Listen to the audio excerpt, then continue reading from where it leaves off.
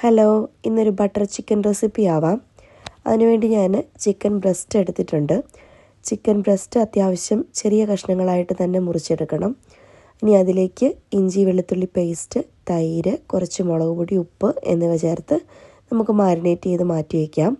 ആ സമയത്ത് ഒരു പാത്രം എടുത്ത് അതിലേക്ക് ബട്ടർ ഇട്ട് കൊടുത്തിട്ട് സവോളയും കശുവണ്ടിപ്പരിപ്പും തക്കാളിയും കൂടെ ഒന്ന് വഴറ്റിയെടുക്കാം. അതൊന്ന് വഴന്ന് റെഡിയായി വരുമ്പോഴത്തേക്കും അതിലേക്ക് അല്പം കാശ്മീരി മുളക് പൊടിയും അതുപോലെ അല്പം ഗരം മസാലയും മാത്രം ചേർത്ത് കൊടുത്ത് കുറച്ച് ചൂടുവെള്ളം ഒഴിച്ച് നന്നായിട്ടൊന്ന് വേവിച്ചെടുക്കാം. ഉപ്പ് കൂടി ചേർത്ത് കൊടുക്കണം. ഇപ്പോൾ നന്നായിട്ട് വെന്തുടഞ്ഞ് വന്നിട്ടുണ്ട്. ഇനി നമുക്കത് മാറ്റി തണുക്കാനായിട്ട് മാറ്റി വയ്ക്കാം. ഇപ്പോൾ മറ്റൊരു പാത്രം വെച്ച് അതിലേക്ക് ബട്ടർ ഇട്ട് കൊടുത്ത് നമ്മൾ മാരിനേറ്റ് ചെയ്ത് വെച്ച ചിക്കൻ കഷ്ണങ്ങൾ നമുക്ക് വറുത്തെടുക്കാം. ഒരുപാട് ബ്രൗൺ കളർ ആവണമെന്നില്ല. നന്നായിട്ട് വെന്ത് കിട്ടിയെന്ന് ഉറപ്പ് വരുത്തുക. ചെറിയൊരു ബ്രൗൺ കളർ ആവുന്നത് വരെ ഒന്ന് വറുത്തെടുക്കാം.